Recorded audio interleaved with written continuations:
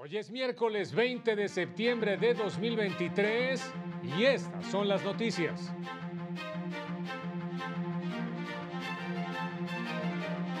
Publican sentencia de la Corte que invalidó reformas que trasladaban el control de la Guardia Nacional a la Secretaría de la Defensa Nacional. Por generar una discriminación indirecta a personas indígenas y afromexicanas, declaran inconstitucionales disposiciones de la Ley de Migración. Se inaugura la Feria Internacional del Libro del Tribunal Electoral con el tema Democracia y Elecciones, paradigma de la justicia abierta.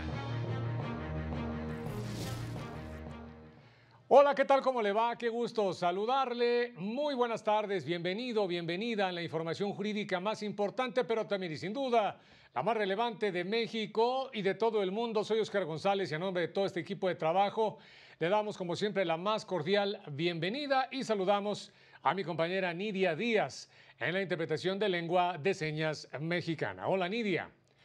Vámonos con toda la información.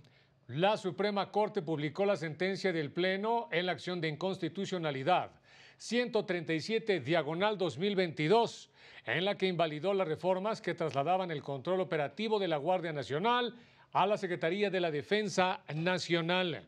Explicó que de acuerdo con el artículo 21 de la Constitución, dicho cuerpo de seguridad es de carácter civil y en consecuencia, su mando y control debe quedar en manos del titular de la Secretaría de Seguridad y Protección Ciudadana. Además, invalidó la disposición que facultaba al secretario de la Defensa para designar al titular de la Guardia Nacional, debido a que violaba la regla de adscripción a la Secretaría del Ramo de Seguridad Pública. También invalidó el régimen diferenciado del personal de la Guardia Nacional proveniente de la Policía Militar, quienes seguirían siendo miembros activos de las Fuerzas Armadas y quedarían también sujetos al fuero militar para determinados delitos, lo que distorsionaba el carácter civil de dicha corporación. En contraste, validó la estructura orgánica, el servicio de carrera y el subsistema de colaboración entre la Guardia Nacional y las Fuerzas Armadas para el desempeño de las funciones de seguridad pública.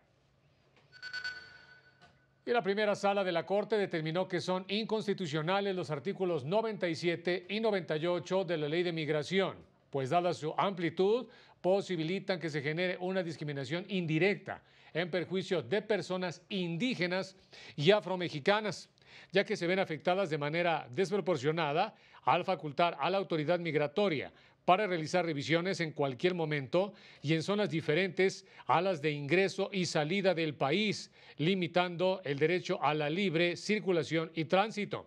Las normas son contrarias al artículo 11 constitucional, que no contempla la obligación de portar documentos de identificación dentro del territorio nacional, lo que procede un impacto diferenciado y pernicioso en personas indígenas y afrodescendientes, toda vez que, se aplica tendiendo a perfiles raciales, generando una discriminación indirecta en perjuicio de este sector.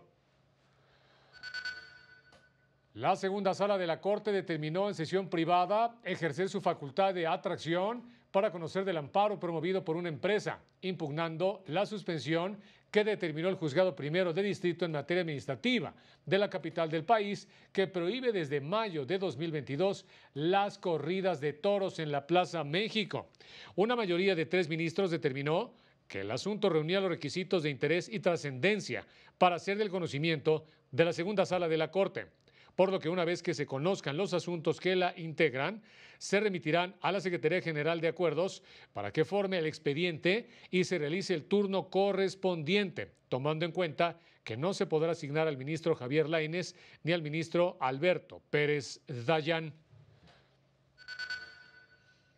La Suprema Corte publicó en el Diario Oficial la lista de los 12 aspirantes, 6 mujeres y 6 hombres, que pasaron a la última ronda del proceso para integrar a las 2 ternas que enviará al Senado para designar a 2 magistrados de la Sala Superior del Tribunal Electoral. Los aspirantes seleccionados comparecerán ante el Pleno de la Suprema Corte para explicar su visión de lo que debe ser la justicia electoral y para ser cuestionados por los ministros. Una vez que concluya la comparecencia, el Pleno, mediante votación por cédula, definirá a las 2 ternas que enviará al Senado, Esto con el fin de que se designe a los 2 magistrados para un periodo de 9 años, quienes iniciarán funciones a partir del próximo mes de noviembre. El director general de Derechos Humanos, Igualdad de Género y Asuntos Internacionales del Consejo de la Judicatura Federal, Arturo Guerrero Zazueta, reconoció que el sistema de justicia es necesario eliminar en él estereotipos y costumbres arraigadas. Esto con el fin de contar con un sistema incluyente y equitativo. Aseguró que además de la capacitación, se deben comprender otras realidades e implementar políticas públicas que permitan concretar la perspectiva de género. Y cuando nos dedicamos a impartición de justicia, nos toca escuchar, nos toca entender las realidades y los problemas de las demás personas. Entonces, viene ahí un tercer enfoque, que es un enfoque de justicia social. Señaló que adicionalmente es indispensable impulsar mecanismos de medición, esto con el fin de conocer la efectividad de las acciones de capacitación y para determinar si en las sentencias los juzgadores están aplicando la perspectiva de género. Y ver cómo se está usando la herramienta. Hoy les puedo dar un dato. Mensualmente, aproximadamente 120 sentencias se reportan como que se usa la perspectiva de género. Hay un cajoncito en el sistema que tenemos de seguimiento de expedientes que te permite señalarlo. Me parecen pocas, pero revisándolas y haciendo un análisis, normalmente es como el 30% de las que se reportan que realmente pareciera utilizar esta metodología. El Consejo de la Judicatura Federal publicó la nueva entrega del boletín La Judicatura Hoy, en el que destaca el Día Internacional de la Lengua de Señas, su uso en las transmisiones del Pleno de la Suprema Corte y las salas del Tribunal Electoral, para romper las barreras de comunicación y garantizar el acceso a la justicia. Podrá enterarse de la resolución de un tribunal colegiado de Nuevo León que prohibió la tala de árboles en el cauce del río Santa Catarina. Asimismo, encontrará el nuevo episodio del podcast Reflexiones desde el Consejo sobre los rigurosos procesos de los concursos de oposición, noticias sobre la justicia en el mundo y cómo se vivió el simulacro del pasado 19 de septiembre en los edificios del Poder Judicial y mucho más.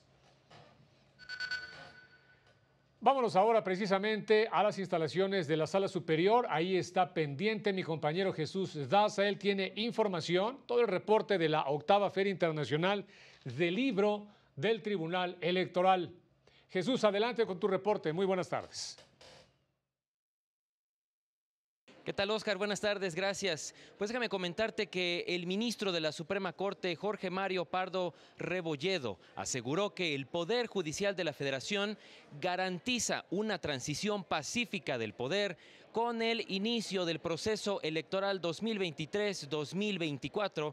Esto, por supuesto, durante la inauguración de la Feria Internacional del Libro aquí en el Tribunal Electoral del Poder Judicial de la Federación. Escuchemos un poco sobre lo que comentó.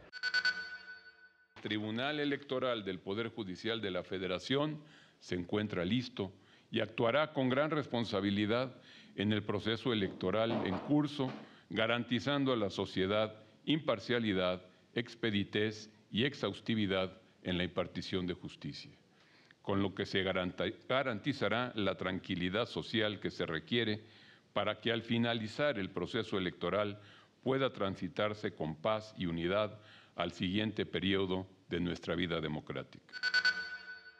Déjame comentarte, Oscar, que durante los 3 días de esta Feria del Libro habrá 10 presentaciones de distintas obras jurídicas, entre las que se encuentran, por supuesto, las de la Suprema Corte de Justicia de la Nación. También habrá 6 conversatorios, 2 debates electorales y también 2 talleres. Esta feria estará abierta hasta el viernes con entrada libre y pueden, por supuesto, también ver todas las novedades jurídicas de distintas editoriales especializadas. Por otra parte, también el magistrado del Tribunal Electoral, Felipe Fuentes Barrera, explicó la importancia de una ciudadanía informada rumbo a las elecciones federales, que sin duda serán el proceso electoral más grande que tendrá nuestro país. Escuchemos al magistrado. El tribunal lo que llama a la ciudadanía es que siempre garantice la integridad electoral, que se eviten coacción es que sea un voto libre, como lo marca la Constitución. Es el reporte, Oscar. Seguimos al pendiente. Como siempre, muchas gracias y completo. Jesús, muy buenas tardes. Todo lo que tiene que ver con las actividades de esta octava Feria Internacional del Libro del Tribunal Electoral. El momento de unos mensajes y rápidamente estamos de regreso. Más adelante, en la Cumbre Judicial Iberoamericana de Perú, reconocerán sentencias de la Suprema Corte de Justicia de la Nación.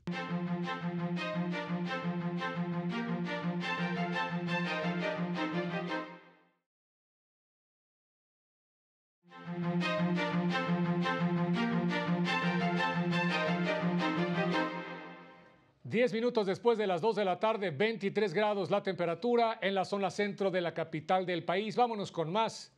La Sala Regional Monterrey del Tribunal Electoral determinó que los tribunales electorales locales no tienen competencia para modificar la organización interna de congresos estatales, por lo que revocó la sentencia del Tribunal Electoral de Tamaulipas, que había ordenado reinstalar al diputado panista Félix García Aguiar en la presidencia de la Junta de Coordinación Política del Congreso de aquella entidad, por lo que la diputada de Morena, Úrsula Salazar, continuará al frente tanto de la Junta de Gobierno como de la Jucopo. El presente caso no es jurídicamente electoral, porque las modificaciones concretamente impugnadas de la normativa del Congreso se refieren respecto al proceso de designación de la presidenta de la Junta de Coordinación, lo cual, conforme a la doctrina judicial actual, incluso en la visión más amplia, no involucra una posible afectación al núcleo esencial del derecho de participación política. En la ceremonia de inauguración de la 21ª Cumbre Judicial Iberoamericana, el secretario pro tempore de la cumbre y presidente de la Corte Suprema de Justicia de Perú, Javier Arévalo Vela, advirtió de la amenaza del crimen organizado para la independencia judicial en la región. Esta amenaza tiene que llevarnos a reflexionar a los miembros de los poderes judiciales qué vamos a hacer frente a ello. Porque si bien es cierto, somos defensores de los derechos humanos, también nos corresponde un papel de ser defensores de la seguridad ciudadana, de la seguridad de nuestros pobladores. Ello dentro de una estrategia que obviamente respete la independencia y que no tenga que alinearse a dictados de otros poderes. En un narcoestado, en un estado donde prime el terrorismo, no va a haber independencia judicial. En esta cumbre se entregarán reconocimientos a la Suprema Corte de Justicia de la Nación por las sentencias que emitió en el análisis del Código Penal de Coahuila, declarando inconstitucionales las disposiciones que criminalizan el aborto de manera absoluta y reconociendo también el derecho de las mujeres y personas gestantes a decidir sin enfrentar consecuencias penales, y la sentencia en la que invalidó disposiciones de la Ley General de Salud que no imponían límites para ejercer la objeción de conciencia, lo que ponía en riesgo el ejercicio de los derechos humanos de otras personas, en especial el derecho a la salud.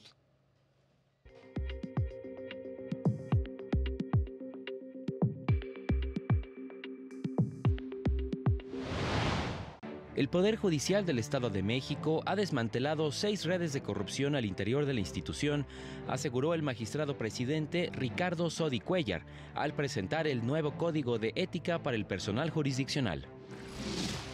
El Poder Judicial de Guerrero y el Instituto de Vivienda del Estado entregaron 430 escrituras a familias de Acapulco, quienes habían esperado hasta 20 años para recibirlas, lo que les permitirá tener certeza jurídica y legalidad sobre sus bienes inmuebles. En Veracruz inició la capacitación al personal jurisdiccional rumbo a la creación del Registro Estatal de Obligaciones Alimentarias y sus lineamientos, con el objetivo de garantizar los derechos de niñas, niños y adolescentes. Juezas, jueces y servidores públicos del Poder Judicial de Quintana Roo asistieron a la conferencia sobre el nuevo Código Nacional de Procedimientos Civiles y Familiares, en la que se analizaron las disposiciones y procesos para garantizar una justicia ágil en esta materia. Para el canal del Poder Judicial de la Federación, Jesús Daza. Es indispensable romper paradigmas sobre que el derecho agrario es complejo y que casi no se ejerce. Hay que estudiarlo y aplicarlo, pues sus leyes rigen para más de la mitad del territorio nacional. Así lo expresó la magistrada presidenta del Tribunal Superior Agrario, Maribel Méndez de Lara, en una opinión para la Barra Mexicana, Colegio de Abogados. Y el segundo reto que creo enfrenta la abogacía en justicia agraria es buscar e impulsar que se cumplan los plazos y términos para que la justicia agraria sea pronta, honesta y completa. Y ya nos vamos, como siempre, muchas gracias por haber estado con nosotros. No se pierda a las 19:30 horas el avance informativo y a las 20:30 el noticiario nocturno. Soy Oscar González, como siempre, muchas gracias, muy buenas tardes, pásela muy bien.